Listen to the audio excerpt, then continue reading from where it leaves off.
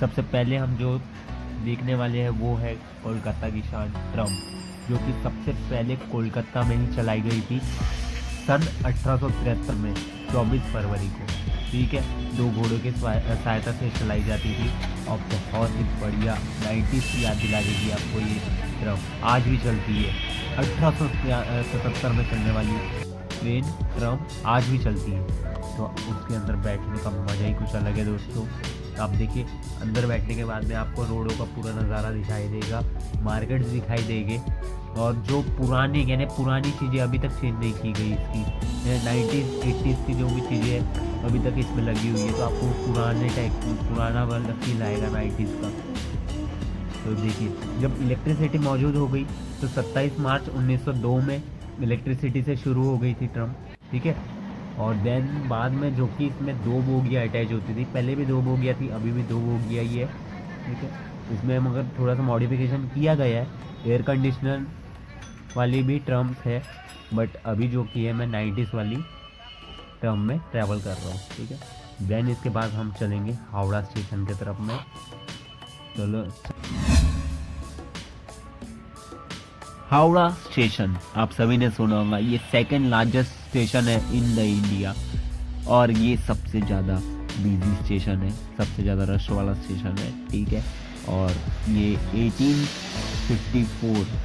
1854 में तैयार हुआ था, रिकन्स्ट्रक्शन हुआ 1914 में, और 2022 में भी इसका थोड़ा बहुत कंस्ट्रक्शन शुरू है। बट ये जो है आने वाले समय में हो सकता है इंडिया का फर्स्ट लार्जेस्ट स्टेशन बन जाए।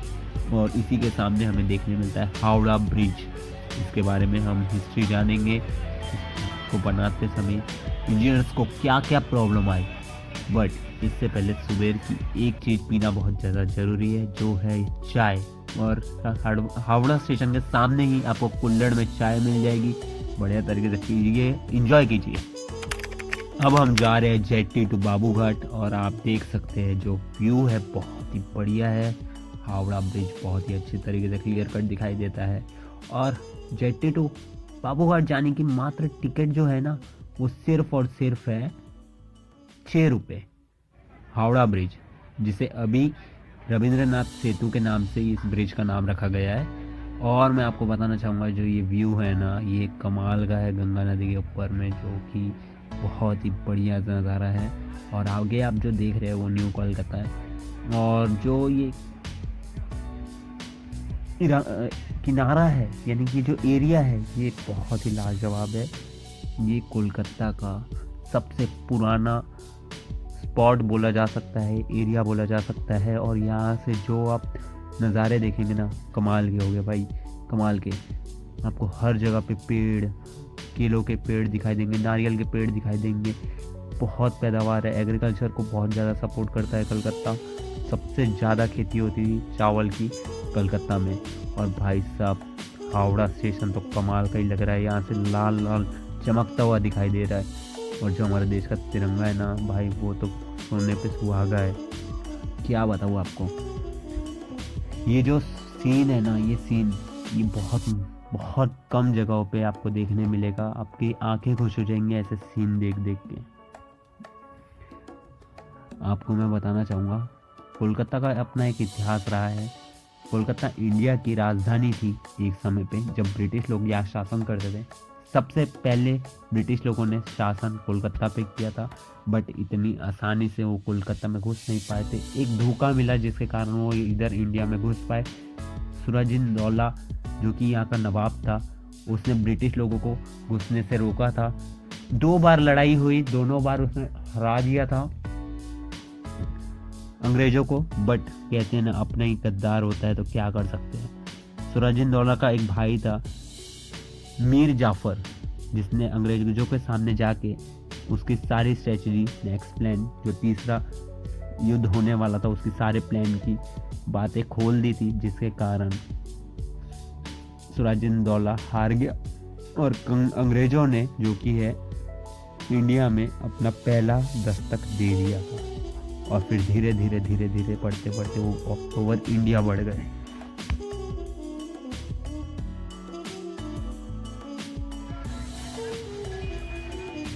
तो अब हम बात करेंगे हावड़ा ब्रिज के बारे में, जो कि कोलकाता की शान कहा जाता है। हावड़ा ब्रिज को बनाते समय बहुत सारी प्रॉब्लम्स का फेस करना पड़ा इंजीनियर्स लोगों को। जैसे कि ब्रिटिश लोगों ने कहा था कि अगर आप हावड़ा ब्रिज बनाना चाहते हैं तो इसमें एक भी पिलर नहीं होना चाहिए, क्योंकि हमारे शिपों को आने जाने में प्रॉब्लम नहीं होना चाहिए। तो इंजीनियर्स लोगों ने इसे सिर्फ और सिर्फ 4 पिलर पे खड़ा कर दिया। और आप वो पिलर देख पा रहे हैं, ये जो पिलर दिखाई दे रहे हैं, ऐसे ही 2 पिलर्स उस साइड में हैं जिसपे ये हावड़ा ब्रिज खड़ा है। और इतना ही नहीं, इसको बनाते समय सबसे बड़ी प्रॉब्लम थी कि इतना सारा स्टील कहाँ से जमा करेंगे। तो इंडिया की सबसे बड़ी कंपनी टाटा स्टील ने कहा था कि आपको जितना भी स्टील लगेगा हम प्रोवाइड करेंगे। तो सल्यूट है टाटा को। तो आपको एक और चीज़ बताना चाहूँगा, इस ब्रिज को बनाते समय इंजीनियर्स ने कहा था कि अगर कभी भी ये गिरेगा तो ये 12 बजे गिरेगा। अब ये दिन के 12 बजे गिरेगा, रात के 12 बजे गिरेगा, ये नहीं बताया था। तो इसलिए इसे 2 टाइम बंद किया जाता है, एक सुबेरे और एक रात में 12 बजे। उसके बाद मैं आपको बताना चाहूँगा कि इसमें ट्रम्प भी चलती थी 90s के दशक में, बट अभी इसे बंद कर दिया गया है। लोगों की भीड़ के कारण, बढ़ने के कारण बहुत ज़्यादा भीड़ हो जाती है, इसलिए ट्रम्प को यहाँ से गुजरना बंद कर दिया गया है। अब हम जो सेकंड चीज़ की बात करेंगे वो है यहाँ की दूसरी शान, एम्बेसडर। 90s के दशक से चली आ रही है एम्बेसडर, आज भी आपको यहाँ की रोडों पर दिखाई दे सकती है। और अगर आप कोलकाता आए और आप एम्बेसडर में नहीं बैठे तो आपने कोलकाता की जर्नी को मिस कर दिया। तो कोलकाता जब भी आए एम्बेसडर में ज़रूर बैठे, क्योंकि ऑल ओवर वर्ल्ड सिर्फ कोलकाता ही ऐसा शहर है जहाँ पे अभी भी एम्बेसडर चलती है। तो ज़रूर बैठिए, इंजॉय कीजिए। और इसका एक इतिहास बताना चाहूँगा कोलकाता से जुड़ा हुआ, कि इसे पीली टैक्सी भी कहा जाता है यहाँ, ठीक है। कोई एम्बेसडर नाम से नहीं बोलेगा, पीली टैक्सी के नाम से बोलेगा। तो पीली टैक्सी याद रखिए, एम्बेसडर को पीली टैक्सी भी कहा जाता है कोलकाता के अंदर। और जो इसके नेक्स्ट स्टॉप पे हम जा रहे हैं, नेक्स्ट पड़ाव की तरफ, जो हमारी जर्नी का नेक्स्ट प्लेस होगा, 1814 में बनाया गया इंडियन म्यूजियम, हिंदुस्तान संग्रहालय स्थान हिंदी में अगर बोला जाए तो। और यहाँ आपको हर तरह के मान लीजिए 500-600 शताब्दी पुरानी चीज़ें देखने मिल जाएगी। हड़प्पा संस्कृति के ये पत्थर है, कॉइन्स है जो कि आज से 500-600 साल पुराने कॉइन्स है ऑल ओवर वर्ल्ड के। कहाँ पे कौन कौन से कॉइन्स चलते थे, कहाँ पे कौन कौन सी करेंसी चलती थी, उसकी पूरी आपको हिस्ट्री यहाँ मिल जाएगी। अलग अलग कॉइन्स दिखाई देंगे पूरे, यानी ऑल ओवर वर्ल्ड के। और ये कॉइन्स को देखने के बाद एक चीज़ मुझे समझ में आई, भाई बहुत सोना है, बहुत सोना। कहीं तो है, ढूंढना पड़ेगा, मगर सोना बहुत है। इन लोगों ने कहीं ना कहीं कोई ना कोई हंडा तो मेरे लिए छुपा के गए ही होंगे। तो एक ये इतिहास से जुड़ा हुआ जो, यानी कि ऐसा सच है ये, जिसे आप देखेंगे तो अलग से ही खुशी होगी आपको। ये आपको कलाकृति दिख जाएगी, अलग अलग जगह से जमा की हुई अलग अलग इंडिया भर से जमा की हुई कलाकृति है। ये इंडिया भर के विभिन्न जगहों से जमा की हुई जगह। अंदर से देख सकते हैं इंडियन म्यूजियम कैसा दिखाई देता है। या वीडियो निकालना अलाउड नहीं था, इसलिए मुझे फ़ोटो में ही आपको समझाना पड़ रहा है। या फ़ोटो अलाउड है बट वीडियो निकालना अलाउड नहीं है। और फ़ोटो में भी आपको पहले परमिशन लेना पड़ता है, जब भी आप फ़ोटो निकाल सकते हैं। बिना परमिशन के आपको फ़ोटो भी अलाउड नहीं होगी। तो आप देख सकते हैं यहाँ पे अलग अलग चीज़ों के विभिन्न प्रकार के संग्रहालय करके रखा हुआ है। कुछ ऐसी चीज़ें जो लुप्त हो गई है प्रजातियाँ, उनको भी यहाँ पे दिखाया गया है कि ऐसे भी जीव हुआ करते थे इस धरती पे। आप यहाँ जाइए, मैं कहता हूँ आपको कुछ नया सीखने मिलेगा। आपने अपनी, यानी कि जितना अपनी लाइफ में अगर देखा होगा, यहाँ जाने के बाद में आप ज़रूर कहेंगे कि भाई मैंने अपनी लाइफ में जितना देखा उसमें से ये पूरा जो ज्ञान था, नॉलेज था, एकदम अलग था। तो यानी कि ये म्यूज़ियम इंडिया का सबसे बड़ा म्यूज़ियम भी कहलाता है, और ये म्यूज़ियम इंडिया का सबसे पुराना म्यूज़ियम भी कहलाता है, जहाँ पे आपको अलग अलग प्रकार की प्राचीन चीज़ें देखने मिलती है और आपको अपनी हिस्ट्री से जोड़ती है। मान लीजिए अगर आपको कितना भी बड़ा अंपायर अगर खड़ा करना है ना, तो उसके लिए पहले आपको हिस्ट्री पढ़ना बहुत ज़्यादा ज़रूरी है, किसी सफल इंसान ने कहा है। हिस्ट्री से ही आप समझेंगे गलतियाँ कैसे नहीं की जाती और कैसे सफल बना जाता है, नीतियाँ कैसे तैयार की जाती है, नीतियों को कैसे तोड़ा जाता है। ये आपको इतिहास सिखा सकता है। आईएएस बनने के पहले आपको हर चीज़ की हिस्ट्री सिखाई इसलिए जाती है। ये देख सकते हैं म्यूजियम के ऊपरी ठिकानों की फोटोज। ये है फोटोज, उस समय की फोटोज। आपने जो फोटो देखी वो सुभाष चंद्र बोस की थी। और ये देख सकते हैं अलग अलग तरह की पेंटिंग्स है यहाँ पे। और यहाँ मुझे बोलने में तकलीफ हो रहा है क्योंकि मुझे इतना हिस्ट्री के बारे में नॉलेज नहीं है, फिर भी मैं बोल रहा हूँ जो मैंने इधर देखा हो, जाना। यहाँ आपको स्टोन्स दिखाई दे रहे हैं अलग अलग प्रकार के, ऑल ओवर वर्ल्ड कितने प्रकार के स्टोन होते हैं वो दिखाई दे रहे हैं। ये क्रिस्टल स्टोन है, एलोम क्रिस्टल। ठीक है, अब हम जा रहे हैं हमारी नेक्स्ट डेस्टिनी पे और बस से ट्रैवलिंग करेंगे। कोलकाता है तो बस से भी ट्रैवल करना ज़रूरी बनता ही है हमारा, तो हम बस से थोड़ा सा ट्रैवल करेंगे। और देखिए बाहर का नज़ारा क्या बढ़िया दिखाई दे रहा है।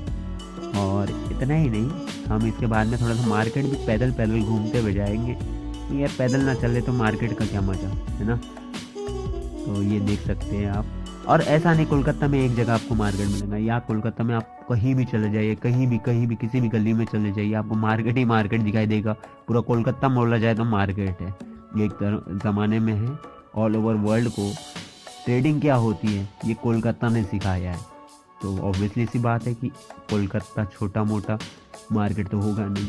आप कोलकाता में कहीं भी जाइए आपको हर जगह पे मार्केट मिल जाएगा। तो दोस्तों अब जो आप देख पा रहे हैं वो रानी विक्टोरिया मेमोरियल है। रानी विक्टोरिया मेमोरियल, रानी विक्टोरिया का महल जो उनकी याद में बनाया गया था। इसे बनाने में पूरे 15 साल का समय लगा था और ये रानी विक्टोरिया की याद में बनाया गया था। 1901 में उनकी मृत्यु के बाद में इसको बनाना शुरू किया गया। और एक और चीज़ बताना चाहूँगा, इसमें जो यूज़ होने वाला संगमरमर है वही संगमरमर ताजमहल को बनाने के लिए भी यूज़ किया गया था। जैसे ताजमहल को देख के ही इसे बनाया गया होगा, शायद मुझे ऐसा लगता है, क्योंकि इसकी वास्तुकला और ताजमहल की वास्तुकला एक जैसी ही लगती है थोड़ी बहुत। ठीक है, तो दोनों में एक ही जगह का संगमरमर यूज़ किया गया था। राजस्थान के आसपास में एक क्वालिटी होती है, मुझे वो क्वालिटी का नाम नहीं पता संगमरमर में, मगर दोनों ही जगह पे एक ही टाइप का संगमरमर यूज़ किया गया है। आप देख सकते हैं फ्रंट व्यू। आगे जो आपको बहुत ही बड़ा गार्डन दिखाई देगा, लेक भी दिखाई देगा। ठीक है, तो अब जो हम फ्रंट व्यू देख रहे हैं ये पूरा विक्टोरिया मेमोरियल का बहुत ही बढ़िया बिल्डिंग है। बोला जाएगा कोलकाता की ये एकदम बढ़िया और सबसे बड़ी इमारत है कोलकाता के अंदर में। और आपको बताना चाहूँगा ये एंट्री होने के बाद में यहाँ पे सुभाष चंद्र बोस जी की फ़ोटो लगाई गई है। और एक समय पे ये जेल भी कहलाता था, जहाँ पे सुभाष चंद्र बोस जी को कैद करके रखा गया था। ये बहुत कम लोग ही जानते हैं। तो आगे चलते हैं हमारे व्यूज़ के तरफ। आप देख सकते हैं व्यूज़ जो है मेमोरियल, रानी विक्टोरिया मेमोरियल के अंदर जो है बहुत ही बढ़िया तरीके से दिखाई दे रहे हैं। और सुभाष चंद्र बोस जी की पूरी बायोग्राफी यहाँ पे, फ्रीडम फाइटर्स लोगों की सारी बायोग्राफी यहाँ पे आपको देखने मिल जाएगी। यहाँ पे पूरे फ्रीडम फाइटर्स की हिस्ट्री, बायोग्राफीज़ के बारे में पूरा विश्लेषण किया गया है, पूरा लिखा गया है। और यहाँ की खूबसूरती आपको अलग ही मनमोह कर देगी। ठीक है, तो अगर आप रुचि रखते हैं हिस्ट्री में तो आपको पूरा दिन या 2 दिन लग जाएगा इसे पूरा प्रॉपर घूमने में। ठीक है, तो आप देख सकते हैं ये जो अंदर का व्यू है, जो आर्किटेक्चरिंग है वो लाजवाब है, लाजवाब। रानी विक्टोरिया की याद में बनाया गया ये महल आपको आज भी दिल खुश कर देगा। यहाँ आने पे आपको थोड़ा सा हेरिटेज जैसा महसूस होगा, फील होगा, अच्छा लगेगा। और यहाँ आप आएंगे तो आपको विभिन्न प्रकार की ज्ञान की उपलब्धि होगी, यानी विभिन्न प्रकार का ज्ञान मिलेगा। और आप देखेंगे कि उस समय के जो आर्किटेक्चर्स लोग थे उस समय के जो आर्किटेक्चर थे वो बहुत ही कमाल का काम करते थे। आप लोग देख सकते हैं बिना मेजरमेंट मशीन्स, बिना कुछ मशीनों के, हाईटेक मशीनों के होते हुए भी वो लोग इतना बढ़िया काम करते थे, लाजवाब काम करते थे कि आज भी हमारी आंखें ये सब देख के ना दिल खुश हो जाती है। सोच में पड़ जाते हैं हम लोग कि इतनी बड़ी इमारत और इतना बढ़िया आर्किटेक्चर उस समय में इन लोगों ने किए कैसे होंगे। तो चलिए आगे देखते हैं। देखिए गार्डन भी एकदम, जो कि आर्किटेक्चर के मामले से अगर देखा जाए तो एकदम एक्यूरेट बनाया जाता है। ये बिना मशीनों के करना इम्पॉसिबल लगता है। यानी कि उस समय के जो लोग थे कितना दूरदृष्टि सोचते थे, देख सकते हैं आर्किटेक्चर में। आगे जो है आप देखिए, एंजॉय कीजिए, क्योंकि मैं इसे शब्दों में बयान नहीं कर सकता, ये इतना बढ़िया है।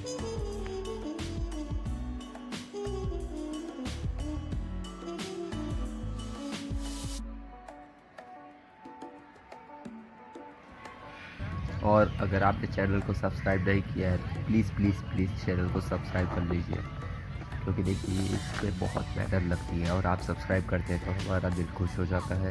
तो प्लीज़ चैनल को सब्सक्राइब कर लीजिए। तो हम अब चलते हैं कोलकाता का सबसे बड़ा बुक मार्केट। कोलकाता का ही नहीं, इंडिया का सबसे बड़ा बुक मार्केट कहा जाता है। ये कॉलेज स्ट्रीट के पास में आता है, बंकिम चटर्जी स्ट्रीट। और यहाँ पे आपको कॉम्पिटिटिव तैयारी करने के लिए सारी बुक्स अवेलेबल मिल जाएगी। ऑल ओवर इंडिया भर की बुक्स, सभी प्रकार की बुक्स यहाँ पे अवेलेबल होती है। और ये इंडिया का सबसे फर्स्ट और सबसे बड़ा सेकेंड बुक मार्केट है। यहाँ पे आपको कॉम्पिटिटिव हो या ज्ञान की प्राप्ति के बुक्स हो या फ्रीडम फाइटर्स की बायोग्राफी के बारे में पढ़ना हो, तो यहाँ पे आपको सभी प्रकार की बुक्स मिल जाएगी। और यहाँ पे एक और जगह है जिसे कॉफ़ी हाउस कहते हैं। 90s के दशक से चला आ रहा है कॉफ़ी हाउस, जिसमें सुभाष चंद्र बोस और इस सदी के सबसे बड़े लेखक रविंद्रनाथ टैगोर जी भी आके बैठ के चाय पिया करते थे, कॉफ़ी पिया करते थे और अपनी बुक्स लिखा करते थे और बुक्स पढ़ा करते थे। बट अभी जो है ये नॉर्मली यहाँ पे कॉलेज स्टूडेंट्स रहते हैं, जो कि ये कॉलेज इस एरिया के बाजू में ही है। तो यहाँ पे सारे कॉलेज स्टूडेंट्स होते हैं और वो अपनी बुक्स लेके आते हैं, बुक्स से उसे पढ़ाई करते हैं। और देखिए आने वाले समय में ना और भी बहुत सारी ऐसी चीज़ें रहेगी जो इस चैनल में आपको देखने के लिए मिलेंगी। तो अभी के लिए इतना ही, टाटा बाय बाय। और चैनल को प्लीज़ सब्सक्राइब लाइक करके रखिए।